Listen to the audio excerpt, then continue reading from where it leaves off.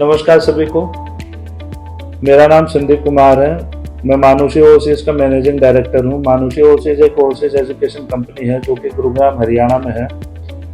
मानुषी शुरू करने से पहले मैं ओवरसीज एजुकेशन इंडस्ट्री में काम करता था। वहाँ मैंने करीब 17 साल काम किया है। और इन पिछले 17 सालों में मैंने कुछ फॉरेन की यूनिवर्सिटीज़ और कुछ बड़े एजेंट्स के साथ काम किया है जो कि बच्चों को विदेश भेजने का काम करते हैं। इस वीडियो में मैं आपको गाइड करूंगा ऑस्ट्रेलिया स्टूडेंट वीज़ा के बारे में। देखिए, ऑस्ट्रेलिया एक ऐसा कंट्री है जहाँ पे एडमिशन लेने के लिए आपको बहुत हार्ड प्रोसेस से गुजरना पड़ता है। ऑस्ट्रेलिया की यूनिवर्सिटीज़ बहुत स्ट्रिक्ट है एडमिशन प्रोसेस के मामले में। आप विदाउट प्रॉपर डॉक्यूमेंटेशन के आप एडमिशन नहीं ले सकते हो, क्योंकि वहाँ हर स्टेप पे वेरिफिकेशन होती है। और आप उसमें ये ऐसा नहीं कि कोई भी फेक डॉक्यूमेंट लगा दोगे और निकल जाओगे। थोड़ा सा हार्ड है ऑस्ट्रेलिया का प्रोसेस, बट जो पढ़ने वाले बच्चे हैं उनके लिए कहीं पे भी कोई दिक्कत नहीं आती है। बात करते हैं प्रोसेस की। Starting from document checklist. Australia जाने के लिए जो जो डॉक्यूमेंट रिक्वायर्ड होते हैं, इनिशियली एप्लीकेशन फॉर्म होता है। कुछ यूनिवर्सिटीज एप्लीकेशन फॉर्म मांगती है अप्लाई करने के लिए। कुछ यूनिवर्सिटीज़ के पोर्टल में डायरेक्ट अप्लाई कर सकते हैं, ऑनलाइन अप्लाई हो सकता है। उसके अलावा जो डॉक्यूमेंट रिक्वायर्ड होता है वो आपका पासपोर्ट होना चाहिए। आपका पासपोर्ट वैलिड पासपोर्ट होना चाहिए, एक्सपायर्ड नहीं होना चाहिए, क्योंकि बिना पासपोर्ट के आप विदेश की यात्रा नहीं कर सकते। तीसरा होता है इंग्लिश टेस्ट। हर यूनिवर्सिटी की कंडीशन होती है कि जो उसकी रिक्वायरमेंट है उसको मीट कर सके। जो टेस्ट कंसिडर करता है ऑस्ट्रेलिया, उनमें मेनली है IELTS, TOEFL, PT, Cambridge certificate in advance English and ड्यूओलिंगो।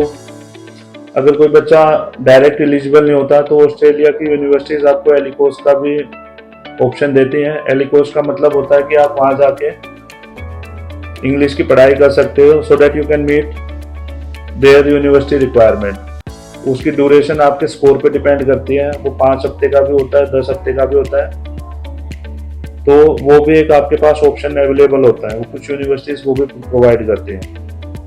उसके अलावा आपके गैप के डॉक्यूमेंट होने चाहिए। गैप के डॉक्यूमेंट में सपोज करो आपने 12th करी है 1 साल पहले, 2 साल पहले, उसके बाद आपने क्या करा, कोई प्रोफेशनल कोर्स करा, कुछ डिप्लोमा करा या जॉब करी, जो भी आपने कर रखा है वो डॉक्यूमेंट रिक्वायर्ड होते हैं।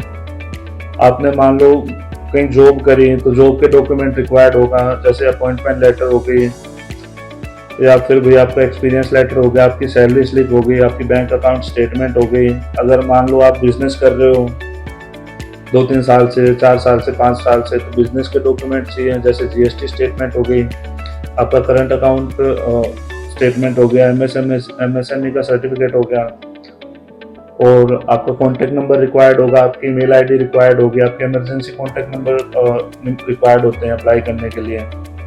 ये बेसिक डॉक्यूमेंटेशन है जो आपको चाहिए होता है किसी भी ऑस्ट्रेलिया के कॉलेज या यूनिवर्सिटी में अप्लाई करने के लिए। अप्लाई करने के बाद जो आउटकम आता है वो 2 तरीके का होता है। या तो आपकी एप्लीकेशन एक्सेप्ट होगी या रिजेक्ट होगी। रिजेक्ट होने का मतलब है कि यूनिवर्सिटी ने आपको रिजेक्ट कर दिया है। उसका रीज़न कोई भी हो सकता है, या तो आप उसकी इंग्लिश मीट नहीं कर रहे थे, या अकेडमिकली आप एलिजिबल नहीं थे, या फिर आप किसी रीजनल एरिया से थे। आजकल कुछ यूनिवर्सिटीज पर्टिकुलरली पंजाब हरियाणा के बच्चों को एडमिशन नहीं देती है, तो वो भी एक रीज़न हो सकता है कि भी नहीं हो पाएगा। उसके अलावा और भी कोई रीज़न हो सकता है। अगर आपकी एप्लीकेशन एक्सेप्ट होती है तो एक्सेप्टेंस का मतलब ये होता है कि यूनिवर्सिटी ने आपको पार्शली एक्सेप्ट कर लिया और यूनिवर्सिटी आपको ऑफर लेटर प्रोवाइड कर देगी। Offer letter mostly conditional offer letter होता है, उसमें कंडीशन होती है। कंडीशन वो एकेडमिकली भी हो सकती है, इंग्लिश की भी हो सकती है। उसके अलावा GT की कंडीशन मोस्टली ऑफर लेटर्स में होती है। GT होता है ऑफर लेटर के बाद की स्टेज। GT का मतलब होता है genuine temporary intent, which means Australian government and Australia की यूनिवर्सिटीज जो हैं वो ये देखती हैं कि जो आपकी इंटेंशन है ऑस्ट्रेलिया में जाने की वो जेन्युइन है नहीं है। जेन्युइन होने का मतलब ये है कि आप अप्लाई कर रहे हो स्टूडेंट वीज़ा का, बट आप जा रहे हो, मतलब वहाँ जाते हो स्टूडेंट वीज़ा पर, बट वहाँ जाने के बाद आप अपना एप्लीकेशन विड्रॉ कर लेते हो किसी भी रीज़न से। वहाँ जाके आप वर्क करने लग जाते हो, अपने वीज़ा को चेंज करने की कोशिश करते हो, यूनिवर्सिटी में क्लासेस नहीं लगाते, पार्ट टाइम जॉब करने लग जाते हो, तो वो सारी इंटेंशन आपकी नॉन जेन्युइन कैंडिडेट में आती हैं। और उसको असेस करने के लिए यूनिवर्सिटीज़ पूरा आपका प्रोसेस वो करती है, फॉलो करती है। आपकी जो डॉक्यूमेंटेशन है उसमें कुछ यूनिवर्सिटीज़ इंटरव्यू भी लेती है ऑफर लेटर के बाद। आपके इंटरव्यू बेस पे भी वो चीज़ डिसाइड होती है। आपसे कुछ और डॉक्यूमेंट जैसे एसओपी लेती है, जीएस फॉर्म भरवाती है, उससे अलग अलग क्वेश्चन पूछे जाते हैं उसमें आपसे, ठीक है। उसके अलावा आपके स्पॉन्सरशिप डॉक्यूमेंट रिक्वायर्ड होते हैं। स्पॉन्सरशिप डॉक्यूमेंट का मतलब ये है कि भाई आप पढ़ाई के लिए जा रहे हो, तो आपको स्पॉन्सर कौन करेगा? आपके पेरेंट्स करेंगे या कोई थर्ड पार्टी स्पॉन्सरशिप है, ठीक है।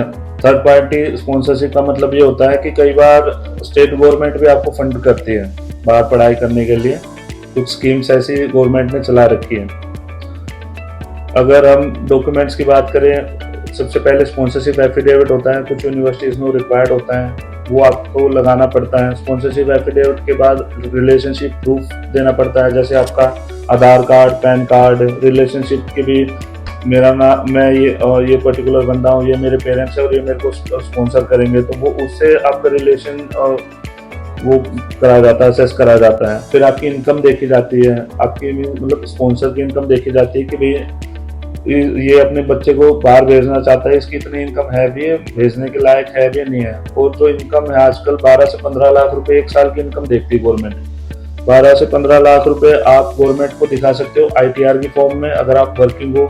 अगर आप वर्किंग ना भी तो भी आईटीआर आप फिल करते हो तो आप वो प्रोवाइड कर सकते हो। आपका अपना बिजनेस है, फॉर्म 16 आप दे सकते हो। अगर आप खेती बाड़ी करते हो, एग्रीकल्चरिस्ट हो, तो उस केस में आप तहसीलदार का इनकम सर्टिफिकेट दे सकते हो और जे फॉर्म दे सकते हो, जमाबंदी के डॉक्यूमेंट दे सकते हो, फर्द दे सकते हो, या फिर भी आपका जो आड़ती से पैसा आता है वो अकाउंट में आ रहा हो आपके स्पॉन्सर के। तो अगर आपके पास इतनी खेती बाड़ी नहीं हो, आप वैसे किराए पे वो करते हो कि भाई मेरी जमीन कम है, मैं तो उसका एक एफिडेविट आप बनवा के दे सकते हो। तो ये सारे डॉक्यूमेंट आप दे सकते हो, ठीक है। कुछ यूनिवर्सिटीज इंटरव्यू लेती है, मोस्टली पंजाब और हरियाणा के बच्चों का। इंटरव्यू की प्रिपरेशन हमारी टीम करवाती है अगर आप अप्लाई करते हो तो। इंटरव्यू में भी बेसिक वही क्वेश्चन होते हैं कि भाई आप ऑस्ट्रेलिया क्यों जाना चाहते हो, किसी और कंट्री में क्यों नहीं जाना चाहते। आप ये कोर्स इंडिया में भी तो कर सकते थे, आपने ऑस्ट्रेलिया क्यों चुना, आपने ये पर्टिकुलर यूनिवर्सिटी क्यों चुनी। इस तरह के क्वेश्चन होते हैं बेसिकली। जीएस फॉर्म में भी वही चीज़ें आती हैं, इंटरव्यू में भी वही चीज़ें होती हैं। बेसिक उनका ये होता है कि वो आपकी इंटेंशन देखना चाहते हैं, आप जेन्युइन हो या नहीं हो, आप पढ़ाई के लिए ही जाना चाहते हो या माइग्रेट होने के लिए जाना चाहते हो, ये सारी चीज़ें देखते हैं, ठीक है। आपको सारे कंडीशनल डॉक्यूमेंट प्रोवाइड करने पड़ेंगे। और जो फंड की जो रिक्वायरमेंट होती है वो मैं आपको बता देता हूँ, उसका कैलकुलेशन कैसे करा जाता है। जो फंडिंग होती है उसमें यूनिवर्सिटी 1 साल की फीस प्लस में 1 साल का लिविंग कॉस्ट प्लस में ट्रैवल कॉस्ट, ये तीनों चीज़ें मिला के जितना पैसा बनता है उतना पैसा आपके अकाउंट में होना चाहिए, आपकी फंडिंग में होना चाहिए, ठीक है। नॉर्मल 30 से 40 लाख के बीच में वो अमाउंट होता है। वो यूनिवर्सिटी टू यूनिवर्सिटी डिफर करता है, किसी में 30 लाख, किसी में 32, किसी में 35, हर यूनिवर्सिटी की अलग फीस होती है, ठीक है। और जो फंडिंग की बात करूँ, फंडिंग में जो आपका जो पैसा होना चाहिए वो 6 महीने पुराना होना चाहिए, चाहे वो आपके सेविंग अकाउंट में हो या आपने एफडी करवा रखी हो, ठीक है, या फिर भाई आपने लोन ले रखा हो, एजुकेशन लोन ले रखा हो। कुछ यूनिवर्सिटीज, सब तो नहीं, मतलब 80 से 90% एजुकेशन लोन कंसिडर होता है आजकल, 100% कंसिडर कम यूनिवर्सिटीज में हो रहा, पहले होता था। तो आप लोन भी दिखा सकते हो, या फिर आपको गवर्नमेंट ने स्पॉन्सर कर रखा हो तो उसके डॉक्यूमेंट चल जाएंगे। तो ये सारे डॉक्यूमेंट होते हैं, ये सारे आप डॉक्यूमेंट आप यूनिवर्सिटी को दोगे, यूनिवर्सिटी उन सारे डॉक्यूमेंट्स को प्रोसेस करती है, वेरीफाई करती है। अब सपोज आपके फंडिंग के डॉक्यूमेंट है तो आपके बैंक से वेरीफाई करा जाएगा ईमेल के थ्रू कि भाई आपका जो एफडी दे रखा है या सेविंग अकाउंट की स्टेटमेंट दे रखी है वो जेन्युइन है नहीं है।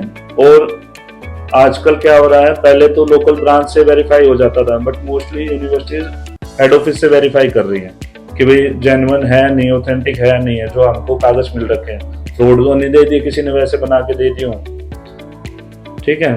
तो ये सारी चीज़ें होती हैं।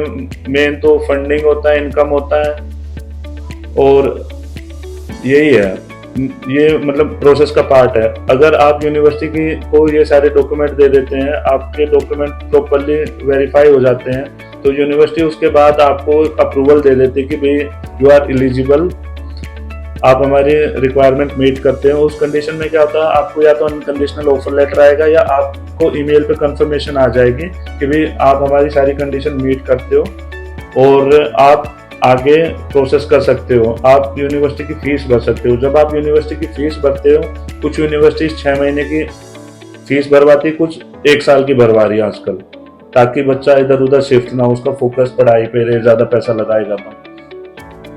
वो फीस भरने के बाद यूनिवर्सिटी आपको सीओई देती है। COE is confirmation of enrolment and this is last step. जब आपको कंफर्मेशन ऑफ एनरोलमेंट आ जाती है, उसके बाद आपकी वीज़ा फाइलिंग स्टार्ट होती है।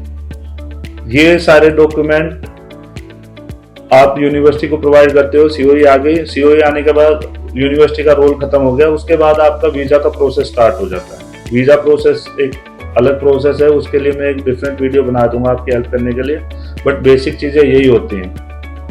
अगर आप ऑस्ट्रेलिया जाना चाहते हो स्टूडेंट वीज़ा पे, आप हमारे थ्रू अप्लाई कर सकते हो। हमारा यूनिवर्सिटीज़ का नेटवर्क एक काफ़ी अच्छा नेटवर्क है, ऑलमोस्ट सारी यूनिवर्सिटी हमारे नेटवर्क में आती हैं। सो डू कॉल अस। हमारे नंबर आपको स्क्रीन पर रिफ्लेक्ट कर रहे होंगे, या फिर आप हमें ईमेल कर सकते हो, या फिर हमें विजिट भी कर सकते हो। हमारा जो ऑफिस है वो सेक्टर 86 गुरुग्राम में लोकेटेड है।